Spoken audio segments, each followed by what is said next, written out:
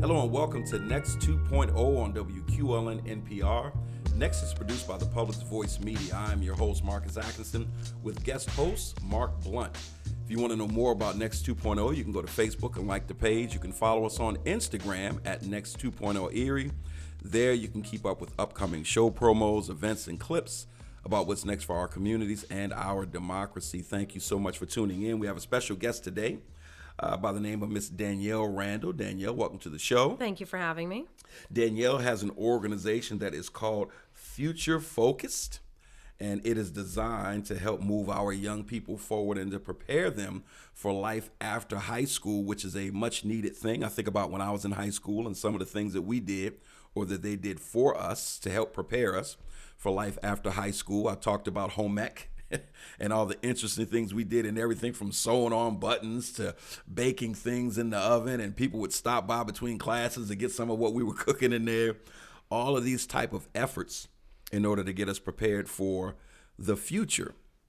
And I remember years ago with the Erie School District, and full disclosure, I served on an advisory board for the district for several years when Dr. Badams was the superintendent, and he was in Philadelphia lobbying legislation over unfair funding. I was there. When he did the same thing in the state capitol in Harrisburg, I was there.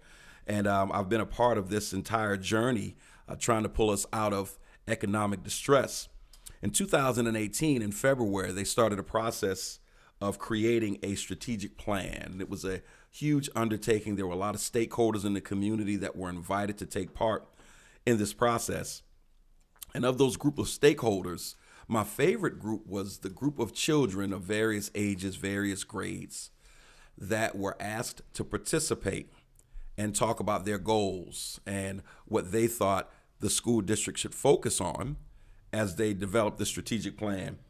And I love the fact that their primary concern was that they be prepared for life after high school, whether that is going into the workforce, college, or what have you.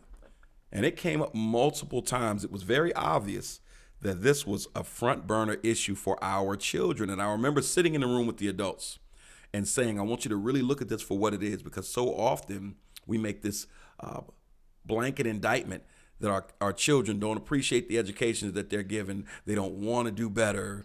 They're not applying themselves. And here it is. Their number one concern is, I just want to make sure that you guys have us ready, because the world is a cold place. And that stuck with me. And so I think about the work that Danielle is doing, and I look all across the country, actually. And this is kind of the tail of the tape. We've made it clear, and we talked about this in past shows. College isn't for everyone. Mm-hmm. There are economic barriers to going to college, and there's all kinds of things. And shame on us if we make children feel like that is the only option to measure success after high school by. It's so much bigger than that. And so we invited Danielle on the show. Marc is heavily involved with education as well. We know that this is his wheelhouse, his jam, if you will. And so we wanted to have a robust discussion. So Danielle, I'm going to throw it at you. You have this program that you developed. But before you go into that, unpack your passion for our young people. Where does that come from? What's your background? Who are you? Okay. So really the passion came from, my mother used to be a teacher. And so I grew up seeing what she did in the classroom and her interactions and her impact on students. And it was a couple of years ago, she really had pushed me into, you should become a substitute teacher. And I was like, I really don't like kids, so I don't think that this would be a good job for me. But she's like, just try it out and see. And as I got into it, within the first couple of days, I realized, like, I love these kids. These are amazing kids who, exactly what you said, they're just looking for an opportunity. And so in working in the schools, I started realizing exactly what you're talking about, which is that they're seeking this out and it's something that's not available to them.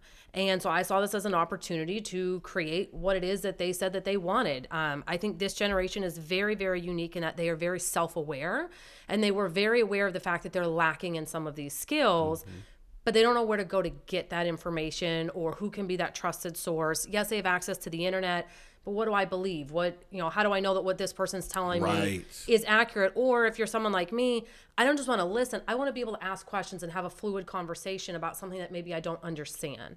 And so that's where this idea came out of.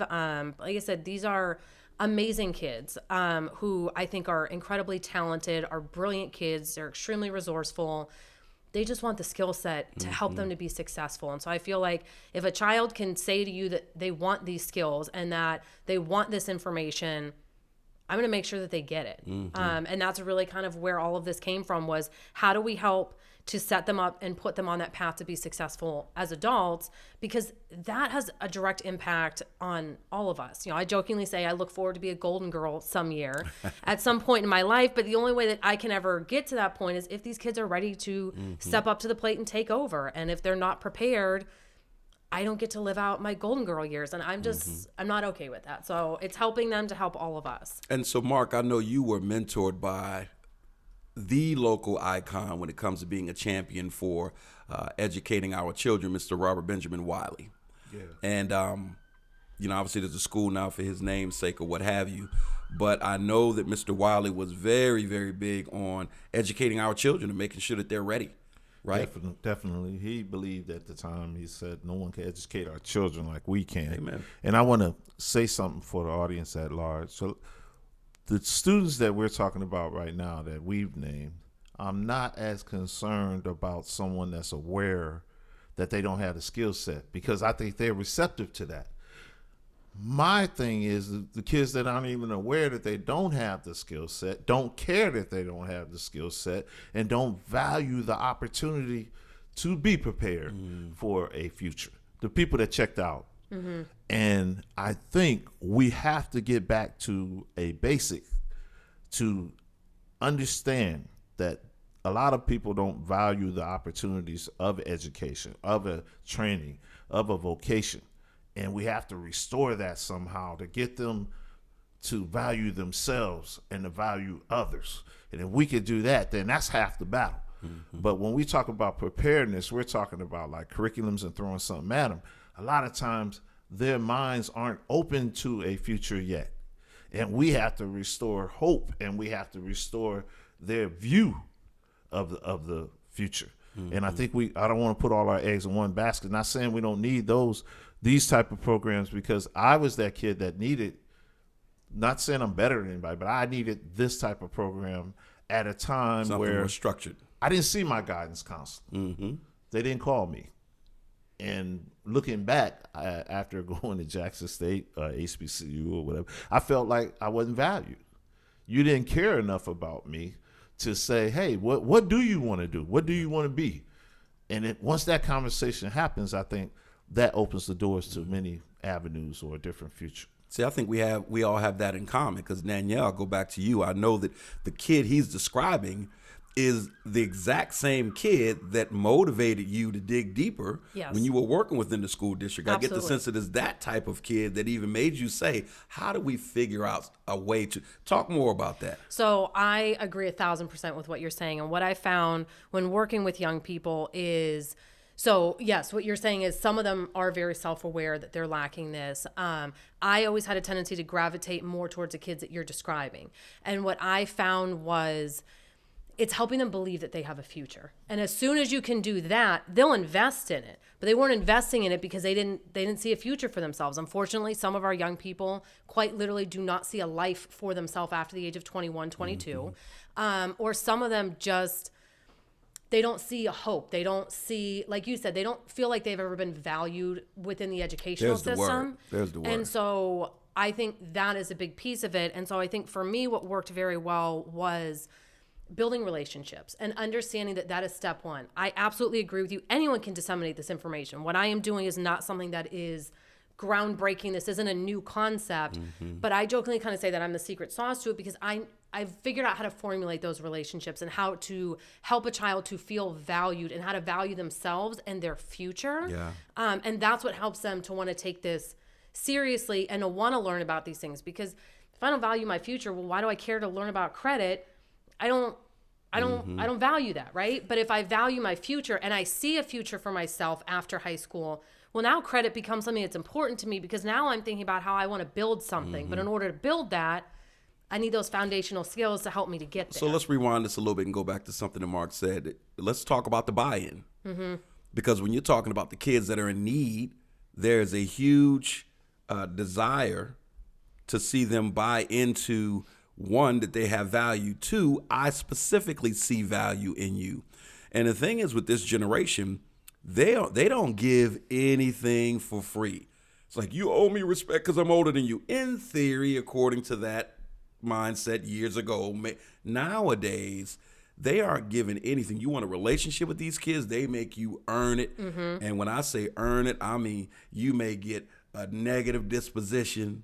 You may get waved off. You may get eye rolling, but then they'll come back. Yep. When I was in youth development, I would always say to my employees, well, this kid is tripping. Yeah, but he or she came back, which says there's something here that they want. And they're going to make you work for it. They may not even be conscious of the fact that they're making you work. They got trust issues, right? Talk about the buy-in. I think part of the buy-in is it starts with people like yourselves, and I'll include myself, because you don't see that youth or that student as a problem. You see them as a promise. Yeah, I like that. I like that. See, there's a difference. Like me and Greg Myers, we talk all the time, and he didn't like the term at risk. He liked to use the term at promise. And then when you change that point of view or that perspective, when you got a love for what you're doing, when you got a love, because the students, you said something, Mark, what they smell is authenticity. Yes. They know when it's your job, you're just doing your job, or is this authentic? Do this person really care about me so I can care about myself? Right. Because in their world, it's cold. It's cold. And it's everybody's suspect. So what make you different? Yeah. What make your promise? What makes it that you're going to keep your promise? And then they're going to look at you and they're going to see how you walk. And this is a cynical world. Everybody is cynical, including our youth. So we do have to earn it, like you said. But the authentic thing to have, see, my friend here uses the word secret sauce. The secret sauce to me is it's love. Yeah. Yes. If you have love and love for your students, you will transport that student to things they'll never think that they could do. Right. And you will instill a confidence in them that they need to make it. They have the natural resources within themselves to do it. It's just that we got to tweak the intangibles a little bit to give them the confidence that they can be an engineer. I was always told, don't take engineering because that's the hardest field. They talked me out of it. So you take the easiest path. The road of less resistance. Yep. We don't set a bar and then tell them like you could be a bar, you could pass that bar, and then we'll tell. And this is crazy, where we got kids that believe they could be Jordan, and that's hard, but they don't believe they could be a doctor. And it's a whole lot harder to be Jordan. There you go. Than to be a doctor. You have some control over becoming a doctor. No doubt about it. You could be 5 foot nothing with no coordination and be a doctor. You know, this is so true. You'll watch Shark Tank from time to time, and they will see a phenomenal business plan and a phenomenal business. And I've heard some of the sharks say, you know what? I'm going to offer X amount for an equity stake in that business, but my stipulation is I need somebody else to run it. I believe in your idea. I don't believe in you per se, right? That matters. When you see the rise of, and when I say this, we are not just talking about Erie, so don't want anybody to think this is an indictment to this particular model in Erie. You see the rise of the community school model across the country. And you're getting more and more people to where, to your point, Mark, it's a job. It's an opportunity to pad that resume. When I was in youth development actively, that was the bane of my existence. If I even thought for 10 seconds that you didn't like the kids, let alone not love the kids, you got to go. Because I see it, they see it, and you wonder why they don't listen to you. The kids feel that. They absolutely feel that. And that's where I think about it like this. If you go into work and your coworker or your boss is in a miserable mood that day, right? Does that not rub off on you? Are you now not miserable because they are not happy? Yeah. Right? And it's the same thing. And so as a educator, I would always go in and I was that ray of sunshine. Now, anyone who knows me personally, you know, I may not always be like that, but I would turn it on when I went into the building because I needed these kids to know and feel and understand that I'm happy to be here and I'm happy to see you. Even if it's them coming up and talking to me about, you know, something that happened, you know what? I'm just happy to have that conversation. I'm happy that you are here today, that you've made it another day, that you showed up here. That's half the battle, right? And I 1,000% agree with you. I think it's that genuine, that authenticity. They have to feel that, and they know it. These kids, when I tell you they are like human lie detectors, and they know instantly, like, no, you're talking the talk, but you don't walk the walk, and you're not actually here for me. You're just doing it to get a check, or like you said, it pads your resume to be able to say, hey, well, I worked with this demographic of kids. Exactly. But what are your results? What were you able to do for them? And for me, it's not about, well, I can say that so many of the kids I worked with went on to do this. No, to me, results are, I got so many of these kids that care about their future and to love themselves.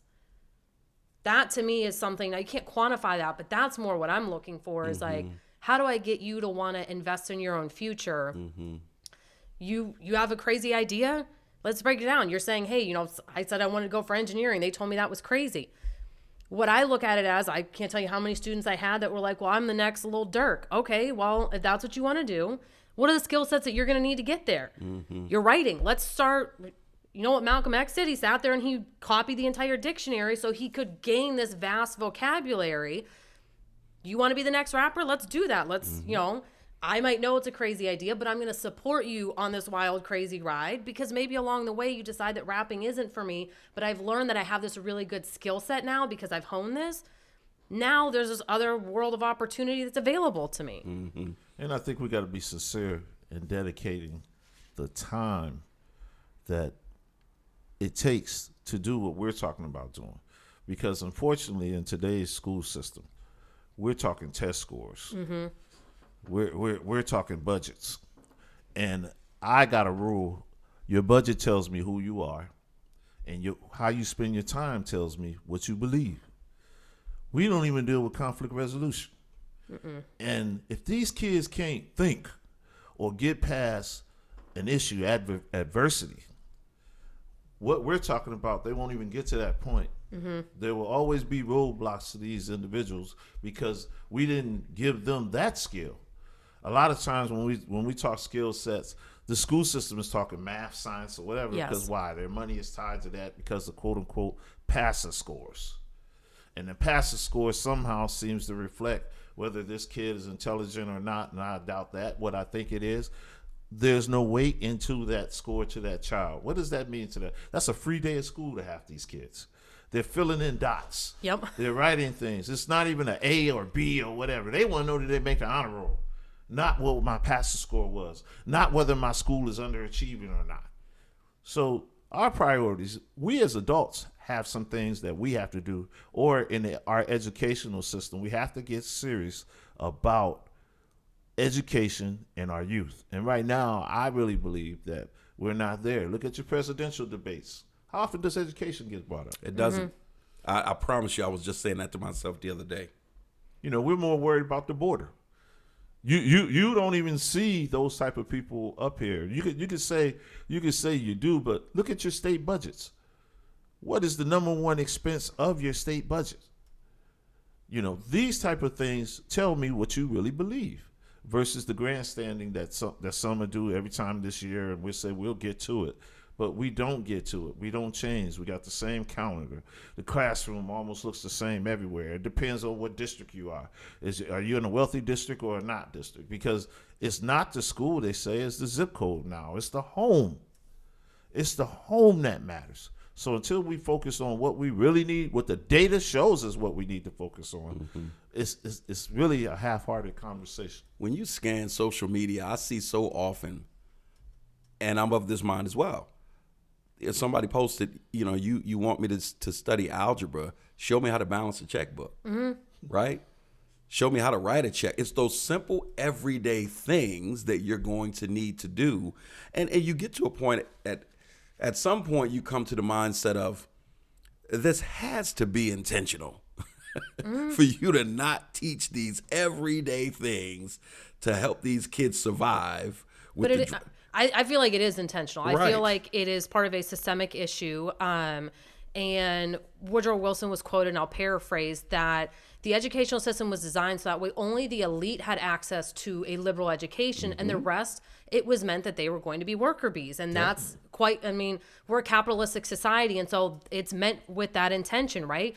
We're not setting you up for success because we really don't want you to be successful. We want you to go to work for someone else who's successful and help them to be even more successful than they already are. But I think that goes back to the buy-in that you brought up, right?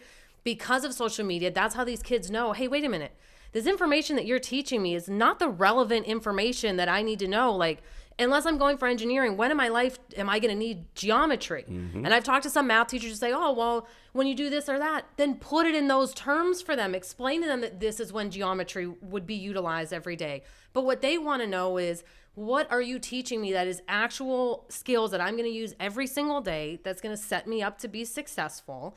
And they know that you hit the nail on the head. They don't care about the tests, right? They are tested relentlessly starting in the 3rd grade up through 12th. And so they look at it, I'm just going to fill in some answers. And I really don't care, because whether I pass or fail, you got to keep pushing me on to the next grade. So what do I care for? This isn't impacting my grade. I'm not getting honor roll if I do really well on PASA. It's just, they don't even understand what they need this for. And so they look at it and go, well, what am I wasting my time for? Like, this isn't relevant. And it's because of things like standardized testing that we have lost, or kids no longer have that ability to think critically. And we talk about critical thinking skills, and that is the number one thing that employers are saying they're not prepared. Critical thinking and problem solving are the number one skills that these kids are lacking. And why is that? Well, look at a standardized test. Does a standardized test teach you how to think critically? It doesn't. It teaches you how to scan for an answer. So standardized tests now no longer have essay questions because there's no way to objectively or easily grade them. So it's all multiple choice. So I'm not actually teaching you how to read and comprehend what you're reading and think about asking good, valid questions. The question is I'm looking for this. So I'm going to go and find that word in the reading, and I'm just going to guess that that's the answer because that's the easiest thing. But they're actually not taught how to think critically or problem solve anything. But then all these adults are going, well, the kids these days. Well, and as I always say to them, they didn't come out the womb like that, right? We as the adults are responsible for that. And it's our responsibility to fix that for them. And that's the problem, is we're not putting enough emphasis on it. I could go on and on about the different theories of when you start bringing the school to prison pipeline, and we start looking at the fact that their 3rd grade reading scores is what we're using to assess how many new prisons we should be building. That should be a terrifying fact to a lot of us, that they are already saying by the 3rd grade, we know the probability of you entering the prison system. And so therefore we're going to build prisons based off of those numbers. So then it leads you to believe, well, do you really care then about their test scores, or are you using that to help you to build your private? That goes back to intentionality. And then you start looking at, well, these private prisons, the people that make the money are then the ones funding the campaigns of these same politicians who don't want to talk about education. And I would break that down for students, because I am a firm believer that you can't figure your way out of the system. You can't figure out how to beat the system unless you understand how it works and why it's working in that way. And so as soon as I would put it to kids in that way, then they start realizing like, oh, okay, well, here's how I'm going to navigate around that. But it's mind blowing when you understand the intentionality of why things are the way that they are, and why whole groups of kids are basically, well, you're just forgotten. A little bit of, since it's February, a little bit of Black history here, a moment. When Booker T. Washington wanted to do Tuskegee University, one of the buy-ins that he used was that we're going to teach agriculture and we're going to teach something industrial. So the focus is going to stay there and not be on critical thinking, and they won't cause you any problems, Mr. Ford. They won't cause you any problems, Mr. Carnegie. They won't strike. We're producing workers, and what we have to understand, I'm saying this in a way that and this is out W.E.B. Du there. Bois wasn't crazy about that. No, because we go to the Fisk University thing that he went to, that the president at the time had that same ideology, where you stayed in your place and don't worry about those critical thinking things. But now it's a tech environment, and information is so critical to evolution now that you need a worker that can think. You need that. However, the industrial barons didn't want that. And that's where our school system is stuck. Yep. Right there. And we're not willing to spend the money to change it over to the information. We're past tech now. We're in the era of information. How do you gauge that information that you got and utilize it and maximize it to your benefit? And we're not there yet. And we're not committed to that. We're teaching people how to think, not what to think. Exactly. And that was purposely done. It was absolutely purposely done. And that goes back to, and so again, to go back to the beginning of this conversation, you've got two different kids. You've got kid number one, two different kids, and sometimes it's the same child, it just evolves. But kid number one is the kid who needs that buy-in, right? They in their mind, haven't been convinced that they have a village that truly believes in he or she, and they operate in that space in their head. Like, it's this me against the world. And then you have the second kid who there is some self-awareness, and they're like, okay, this thing is coming. How do I get ready for it? And that's always, kind of the push and pull with these students. But let's just say you have that group and you extract a small group of these students who have that self-aware. Talk about some of the things that you focus on when you get an opportunity to sit down in front of them and say, let's talk life a little bit. So I think, initially you want to start off with, what are your dreams? What is it that you see yourself doing? Because I think that will give you a really good picture of kind of what you're working with. Because I've talked to some kids where you ask, what are your dreams? And they tell you, I don't have any, right? Because they've not been in a supportive environment where they felt like they could have a dream, where they could think of what their future would be. But then it's assessing, what are the skills that are the most fundamental, the most crucial skills for you to have in order to get to where it is that you want to be. You talked about how college is not for everyone. And I think we are seeing that as an overwhelming trend in 2024, that young people are saying, I don't want to go to college because I don't want to waste the time. And more importantly, I don't want to go into debt. I think one of the things I found most interesting working in the school system is that they were focused on getting these kids into college and helping them with their FAFSA. And then when it came back that they still needed money for school, they said, well, we'll teach you how to apply for student loans. And I looked around and I said, but no one's ever explained to them what a student loan is. No one's explained to them how this works. No one's explained to them how this is going to have an impact on them when they stop going to school or they graduate from school.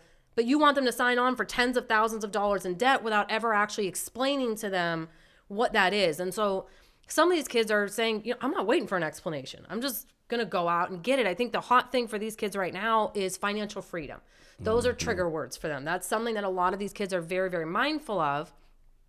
And a lot of the adults, especially those in corporate America, have a tendency to go, well, they're just lazy. These kids are lazy. This is a lazy generation.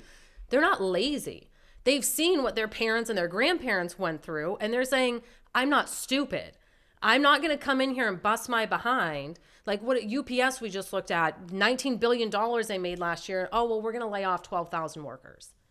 So these kids are saying, I want to figure out how to get it on my own. Because like you said, sometimes they don't have anything for themselves or they don't have anyone in their corner. So they want to figure out, how do I build that for me, right? How do I know that I have something that no one can take from me? And I've worked with some, and some it's on an individual basis where we sit down and say, okay, it's like a roadmap. You eventually want to get up here, right? Let's backtrack and figure out what are those steps that we need to take to get you to whatever this end goal is. And if it's financial freedom, then what are the steps to get there? For some, it may be, hey, you want to be an engineer, you have to go to school for that, right? For others, it's let's look at a trade. You could go to a welding program, you be an apprentice or go through a year of schooling, and now you're making $40 an hour. And for an 18, 19-year-old kid, that's phenomenal money to be making. Legitimate coin. But if I'm going to set you up to help you make this kind of money, now let me teach you what you're going to do with that money. What is your credit like? What are some ways that you can build wealth? And, the kids always want to talk about generational wealth because they're looking at, how do I put myself in a position where I don't ever have to worry about struggling, and I don't want my kids to experience that either. So I think a lot of it is working individually, but assessing and understanding it is not a one size fits all. And I think that's the problem with our educational system when looking at test scores, is we have designed it to be a one size fits all, and it doesn't work for these kids. Children are all different and they learn in different ways. And so we need to be able to have that flexibility to say, you know what? You're a more hands-on learner, but you're more visual. So I'm going to adapt something that is going to reach the both of you so I can make sure that both of you are retaining that information. But that's part of the buy-in. if I am willing to have that flexibility and I'm willing to observe and learn that, hey, you know what? I can see that you're more hands-on. So I can adapt things in that way. Then the kid sees like, oh, you are genuinely concerned about me learning this information because you're willing to figure out how I'm going to be receptive to that and to make sure that you do this in a way that I'm open to it. I want to go back to this strategic plan. And you had 5 aspirational goals. One section of this outlines 5 aspirational goals for student success that came out of this plan. The stakeholders that they interviewed, I must admit, there were more people invited to speak into this than I anticipated, right? And so every type of group under the sun, community, official, the list goes on. I want to read you these 5 goals, some of which hits on a lot of what we're talking about and just kind of get your reactions to it. Some of this seems very compatible with what I know that you're trying to do, Danielle. Number 1, early years, developing a strong foundation. Every learner develops the foundational skills that will lead to reading proficiency by the end of grade 3, right? 2, engaged, self-disciplined, critical thinkers. And that says every learner is empowered with ownership of their own learning and becomes a creative critical thinker, problem solver, and advocate for social justice. 3, mastery of academic subjects and the arts. Every learner receives equitable opportunities for success and meets or exceeds standards of academic performance in all subjects at each grade level. 4, equity, fairness, and justice for all learners. This was still a hot topic. It says every learner receives fair and equitable treatment. And let me bookmark for a second. Let me pause for a second. I don't remember the exact number. I remember at that time the amount of, it wasn't surprised, but to have an actual numbers to it, the amount of incidents, disciplinary incidents that were traced back to African-American students versus all others was absolutely ridiculous at that time. And I know that's something that was a great deal of debate was spent on that, and they wanted to see what they can do about that. But goes back to it, to spur each student's growth and eliminate disproportionalities in achievement and discipline practices. And then lastly, 5, graduates prepared for a purposeful student life or life.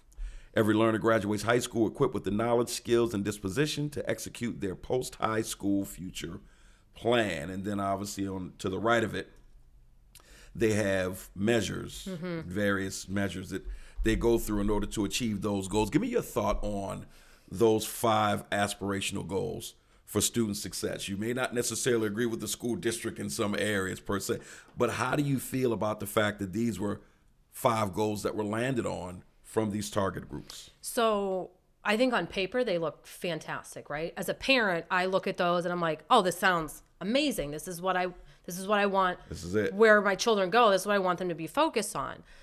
To me, when you talk about that first one, that strong foundation, right? I've said this before many times. I believe if you want to set that strong foundation, it is not with what they're currently doing, which is rigorous academics starting in kindergarten. To me, you want to set that strong foundation.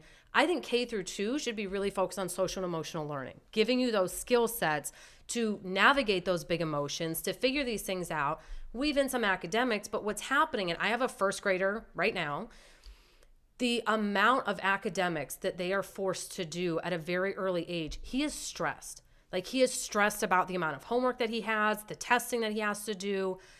But what I find to be most interesting is it's not helping.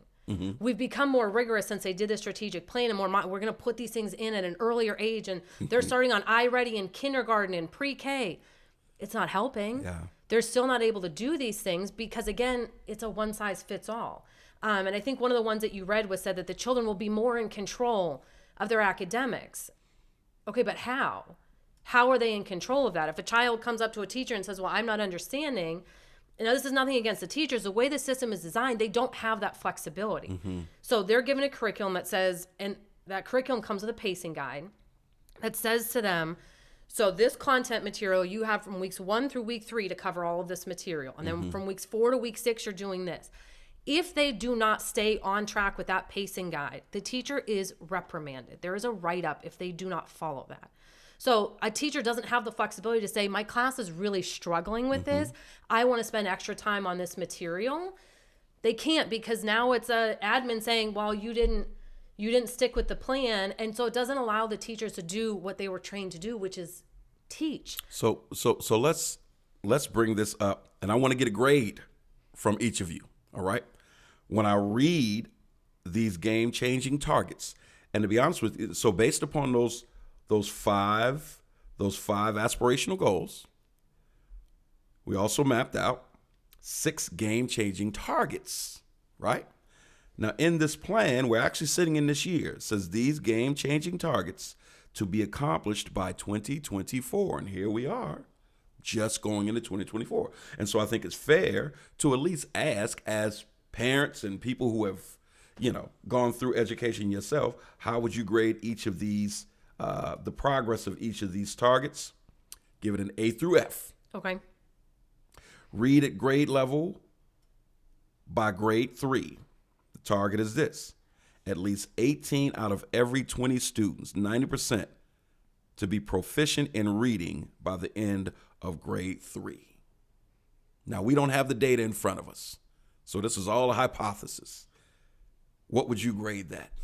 As far as where they're at right now with that, I would say they're probably sitting about a C. I've been in some of the board meetings where they have presented up-to-date information. They're showing that some progress is being made, but then they're also showing that one year you might see progress, and then if you follow the kids to the next year, now you're seeing a slide back. So you got to factor COVID into this a little bit too, because this strategic plan was done pre-COVID. Correct. But even seeing some of their data that's looked at just the last couple of years since COVID, they're seeing, again, some groups, we're seeing a little bit of progress being made, but then we're seeing where they're sliding back down again. And so it's kind of that roller coaster.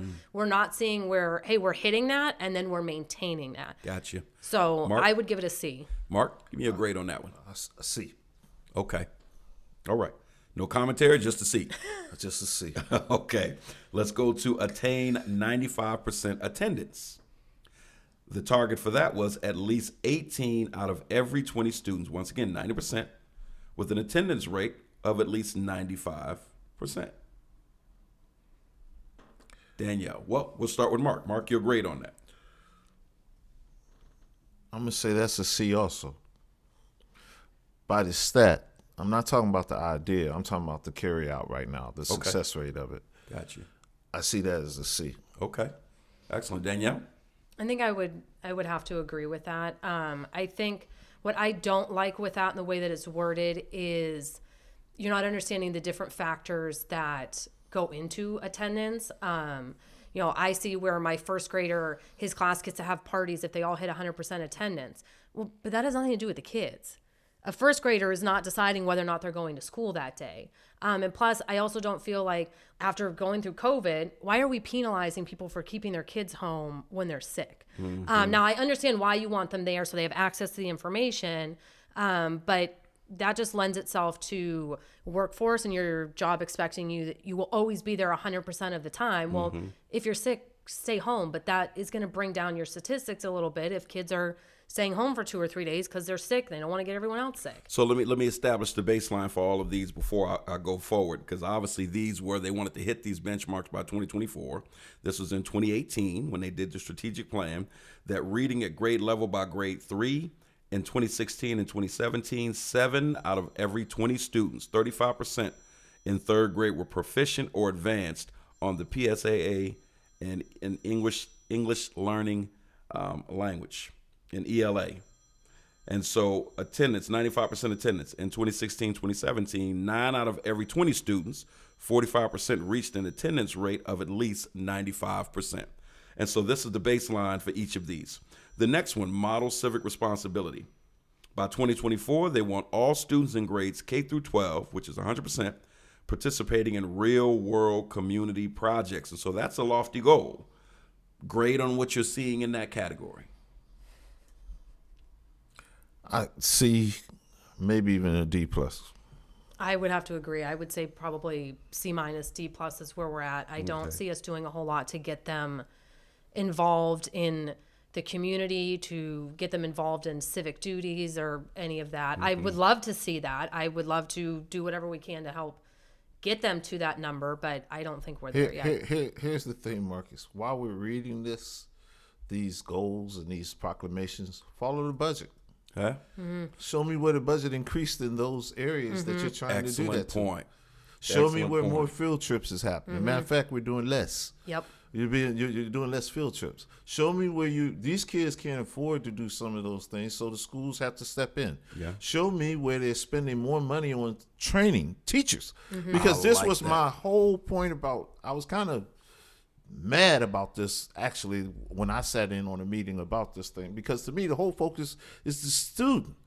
My thing is you have to change the culture of the school, which is the administrators and the teachers. Yes. And so if you didn't show me I'm not talking about learning how to teach math different. I'm talking about how to value that person, understanding his journey before he ate his free breakfast. That right there, before he got his pencil, why he don't have a pencil. Why does he think the way he think or she thinks or whoever? And so these type of things, I have to see it in the budget, not just in the wording or not just in the meeting. I have to see where the budget, where was it increased? And I realize we're underfunded. But you still can't tell me you're doing something different if you're not moving your monies. I can see it. I can see it, just like how we eliminated some gym and some science, some music to get our math scores up. You're going to see it. And the kids know what your emphasis is. Oh, I got like 2 classes of math. There's no classes on critical thinking. At the beginning of the day, give me an hour of conflict resolution. That's not sexy. That's not bringing in the money, and that's not on the pass the test. So until you do something different, why are we expecting something different? So then let me read one last target to your point, Mark. And this is an excellent point, because what do they say? Follow the money, right? Experience proportional discipline. By 2024, they want 50% year-to-year reduction in behavior incidents involving Black African-American students. And in 2016-2017, African-American students made up 37% of the total student enrollment, but 57% of all disciplinary referrals. So back to your point, and I don't know the answer to this, is there something in your budget to say we have a series of trainings outlined to address exactly what you said? It's like having a diversity office or officer, and you haven't increased the budget to do anything. You got it on the poster. You got it on the wall. We're an equal opportunity employer. We have diversity, equity, and inclusion. There's no travel budget. They say we're trying to recruit more minorities for teachers. Show me one trip to a HBCU to go get teachers. In the beginning, when they saw the change coming, they went down south to recruit Black teachers. And if you want it, it's amazing how Utah percentage of African Americans is low, but on the football team, they could go knock on their doors and go get what they want. If you want it, you're going to show us some type of way. So all these things factor in. I'm not saying that that's the panacea or that's the silver bullet, but your budget tells me really what you believe in, not your tongue. It's your budget, especially when it comes to business. And I don't see the behavior. We want to talk about violence and what score I get at. Well, if you look at YouTube at East High or East whatever it's called, East Middle School, they're showing live fights. Yep. So you tell me. And you got parents that's voting with going to other schools if they could. They getting the heck out. So that's my point. So I would say, what did you do different? Not just throwing an extra body in there to say break it up, but what did you do to change their mind about violence? Where is the time spent in the day about violence and valuing another life? You know something? I think that this is, as a matter of fact, I know, especially after having this exchange on the show, this is a good year for strategic plan follow-up. Oh, yeah. You know, in some way, shape, or fashion, a community forum with them reporting out, you know, goals versus, you know, actual numbers or what have you. They tried to do that last year, and they called it was like a community meeting. And they did 2 of them. One was over at Strong Vincent Middle School, and one of them was over at East. And they were back-to-back nights. I went to the one that was over at East, and there was maybe 5 of us in the room. And so that was one of the things. There was a gentleman that was there, and he kind of brought that up, and he said, well, you wanted this community meeting. Well, where's your community? What did you do to get them here? Did you invite them? Did you make them feel welcome to be in this environment and to listen to this and to give you feedback and to talk about what's happening? And I think, we all know, anyone who's ever done anything with the educational system knows that the lack of parental involvement is probably one of the biggest issues that they are having right now. And I know that a lot from working with a lot of teachers, and they would complain. And I would kind of say the same thing. Well, what are you doing? What are you doing to foster that relationship with the parent? Because first of all, it starts with the child, right? If you can foster the relationship with the child, you can help to get the parent in. But I think the other thing we have to understand is we have a tendency to look at it as, well, the parents just don't want to be involved. They're just lazy, don't want to be involved. To which I would say to a lot of them, do you know how many jobs a lot of us single parents are working? So a lot of times it's not that we don't want to be involved, it's that I physically can't be involved, because in 2024, I got to work 3 different jobs to be able to pay all of my bills and to be able to provide for my children. So I agree with you. What are you doing that's different? When I look at things like the disproportionate number of Black students that are being suspended, and having worked in the school system, I can tell you we're not doing anything. The only thing that we're doing is we're just not suspending them, but we're not fixing the problem. I think a lot of it can break down to implicit bias, right? And not knowing. And I think a lot of that, you have people that are not representative of the cultures and the student body that they are teaching. And so if you're disconnected from that, sometimes if you don't understand something, you have a tendency to look at it as though it's wrong. Well, it's not wrong. It's wrong to you, but it's not wrong to them. Remember once I had a teacher complain to me about students, they're so loud. I don't understand. They're just so loud all the time. And I said, well, now I can't speak for them, but if after hundreds of years of having your voice not heard, don't you think you'd start to elevate it? Don't you think you'd start to get a little bit louder? Because I'm seeing that generation after generation, my voice isn't being heard from my community. That's a good point. Now. So I'm going to get a little bit louder. And these kids are learning some of these things. And I've gone and actually brought a book with me here today called Lost at School. And it talks about a really interesting discipline model that is called collaborative problem solving, CPS for short. I have put this in action myself with my own children within the classroom, and I've even tried to teach others how to do the same thing.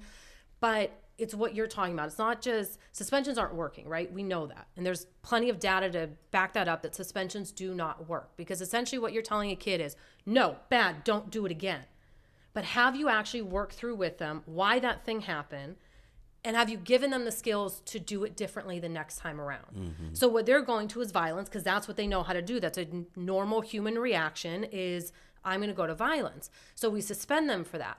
But have you actually worked with them to say, what was the problem? Where did this break down at, and what could we do differently? Let's dissect the situation. So collaborative problem solving looks at, let's help the kid to identify what some of this problematic behavior is, and then let's figure out how I can support you in changing some of that behavior. But it's collaborative. It's the adult working with the child. Basically, I'm not going to tell you what to do. I'm not controlling this situation. And it's allowing that child to feel as though they have control of themselves and of their future. And now you get them to value themselves, right? Because now, they're asking me for my input on, it's saying, you're disruptive. Well, I'm sure that doesn't feel good when you get yelled at all the time, right? And so that's a big part of it too, is helping the kid to understand that I get it, right? I get that this doesn't feel great for you, but let's help you. Right. You have to help me to help you. But instead let's suspend them. Let's get them out of the building. Sometimes it's to get that reprieve for the teacher of, okay, this child's not there, but they're coming back. Yeah. And so what do you do when they come back to the classroom? You haven't figured it out. You haven't resolved the issue. You have not taught this child any additional skills on how to deal with this. That's some of what I do when creating that safe space, is let's work through that. You have someone you have an issue with, what's another way that you could deal with that? Give us a list of the things that you offer in the curriculum that you created, that you're currently working with students on right now. Okay. So I kind of break it up into different modules, if you will, to sound all fancy about it. The biggest one is looking at financial literacy. So that's teaching them things about credit, about banking and loans. The number one thing, and I actually polled students, the number one thing that students said that they wanted to learn about was taxes. They want to understand, what is my tax money paying for? How do I make sure I'm filling out these forms properly? And how do I file my taxes? So wealth building. They're big into what we call the gig economy or passive income. Those are things they want to learn about. The other things that they want to learn about is goal setting. They want to learn about how to set a budget for a household, right? Let's look at, hey, you're ready to move out on your own. How do you do that, right? How do you even look for an apartment? What if you want to buy a house? Real estate investing is huge for them right now because they see that as passive income to that financial freedom that we've talked about. Insurance is another big one. So I do what I call like Insurance 101, which is kind of like a crash course in your major types of insurance. So that covers medical, that covers your homeowners and renters insurance. It's talking about your auto insurance. And the big one is life insurance. And getting them to kind of have a basic understanding of what those things are. I'm working with teenagers who are getting ready to get their driver's license. Do you understand car insurance? Do you know what's a good policy and what's not? What rates should be acceptable? What does tort mean? What does liability mean? What is, you know, what is your deductible? Things like that. So it's really kind of those basic skills. And the school, unfortunately, is not able to provide these things because we're so focused on standardized testing. And so those questions aren't on a standardized test. And so a lot of people go, well, then that's the parent's responsibility. The parents should be teaching that. It goes back to the village, though. It does. And I know, like, as I was putting this whole thing together, my own mother came to me and said, you know, no one ever taught me about financial literacy. So how was I supposed to teach you? Right. If I never understood it. And so a lot of this was also born out of me saying, there are a lot of things that I had to learn the hard way. And if I can prevent a child from having to fall on their face and I can teach them before having to learn it the hard way, then let's do that. Like, imagine if a kid understood what factors into your credit score and how going out and opening up a bunch of credit cards is not the best thing to do, but keeping your balance at 30% or less is the best. Like, that's simple. It's funny. It goes back to what you said, Mark, about following the money. You talk about a household budget. I remember working with a group of young people, and I told them nowadays there's a ton of apps that they can do on their phone to help them. I said, take 1 week, and just track your spending. 1 week, follow the money. One kid came back, Mr. Atkinson, I'm in love with hot Cheetos, and I now have the evidence of just how much. Because throughout that week, you start to see that pattern, like, where's the money going? Write it all down. Yep. And you start to figure out, man, and the patterns emerge. The hot Cheetos were 48% of the budget for the week. And I say that jokingly, but that's creating a budget and trying to figure out, you know, where am I hemorrhaging? Where am I not putting enough money into? I want to save. What categories can I take it from, you know, without drastically changing my lifestyle? This is life stuff, right? And the beauty of it is there's so many different apps out there that you can incorporate into something like this because kids live on their phone. And so if you have an app that you can just track this stuff with, you buy it, bam, bam, bam, you hit a couple of buttons, and it does all the calculation for you. You know, most of them are free, you know. And we all play a part in this because to me it's kind of like cultural. My parents didn't really ever discuss, we say school to prison, I say home to prison, because it's whatever come out of that home, that's shaping you. And when you go, and I'm not saying that everybody that went to prison had a bad home. That's not my point. My point is my parents didn't discuss the budget with me. They didn't want me to worry about that. So therefore, I didn't have no knowledge of the gas bills and anything like that, of home budget, how to do it. I just knew we went grocery shopping on payday and we had to make it last till the next payday. And then I also knew, like, I never discussed credit scores. I didn't get there till college. Absolutely. I don't know my mother's credit score, my father's credit score, and then even how we deal with how bill paying. We joke about it in our community. We pay it on time and not on time. We put a little something on that, or whatever, and then the interest rates, and then we don't even want to go into the redlining and predatory lending things that set us back, because those are the type of financial literacy things I also want to address, where I think it should be illegal for someone to charge 20% for a car loan or whatever. The government has to step in to say, if the mob can't do it, and that's loan sharking, what makes Visa and Citibank able to do it? Exactly. So there should be a limit on what you can charge for interest. Credit cards, 30%? Yeah. 30%? And then let's go to the one that's really famous, is Poverty Pimp, H&R Block. Same day loan, 400%. 400. Get your money now. Get it. Get it now. You know, you could get this. You don't care about it. You're getting a $3,000 refund. What do you care about? $800. Yeah. I'll take the 22. Yeah. And give them $800. Nowhere else will you do that except there. Buying the $400 television over time for essentially $1,100-$1,200 Yes. from Rent-A-Center or whatever else. Yep. Right. Floating credit cards to college students, floating $500 credit cards to impoverished areas, knowing they're going to charge them up, knowing you're going to have them on the hook. Those type of things. And sometimes when we do this problem-solving thing, I like to see the genuineness of it.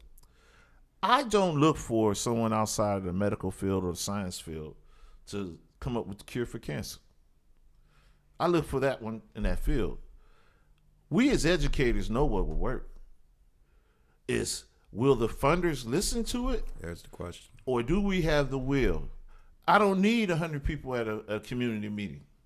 We know what to do. Do you have the will to do it?